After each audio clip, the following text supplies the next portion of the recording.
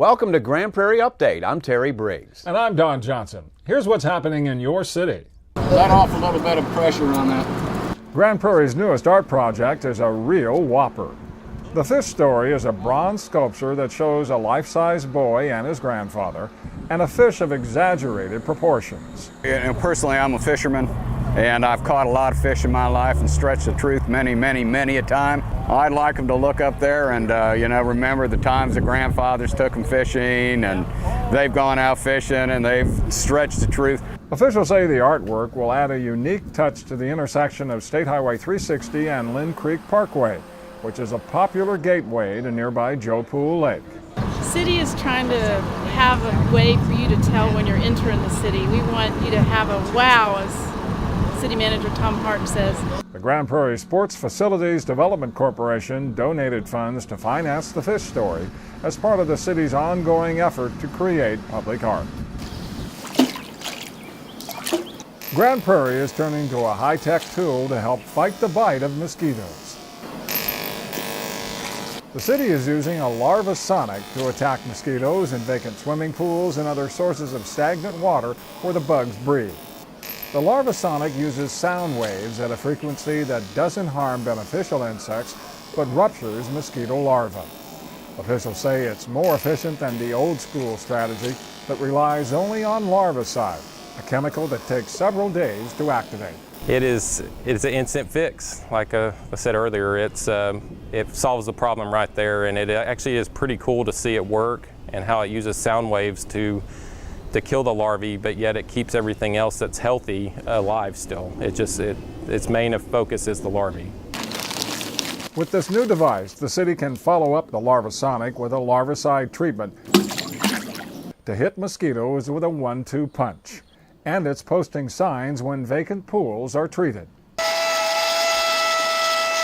So far this year, Grand Prairie has had no mosquito samples test positive for the West Nile virus. But officials say city traps are collecting more and more of the insects. So they urge the public to brush up on the 3 Ds of protection. Drain pots, buckets, and patio furniture. If you own a swimming pool, run the filter and treat for algae. Wear insect repellent that contains DEET because it works the best against mosquitoes. And avoid going out at dusk or dawn when mosquitoes are feeding. If you are outside during those hours, try to wear long sleeves and pants. For more information about protection against the West Nile virus, go online at gptx.org/fightthebite. I have always been a woman who arranges things like furniture and daffodils and lives. One of Broadway's most popular musicals is taking the stage at the Uptown Theater in downtown Grand Prairie. Hello, Dolly features the meddling adventures of a New York matchmaker. The show is part of the 35th anniversary season of the Grand Prairie Arts Council. We're gonna find adventure in the evening air. Girls in white and all perfume nights, where the lights are bright as the stars.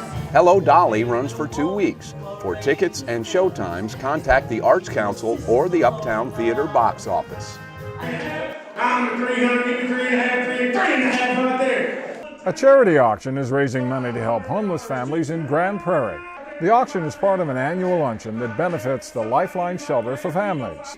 During the past 11 years, the luncheon has generated more than $500,000 for Lifeline.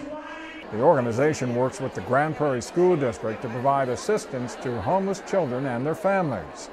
Officials say since it started in 2003, Lifeline has helped nearly 1,200 families and more than 3,000 children.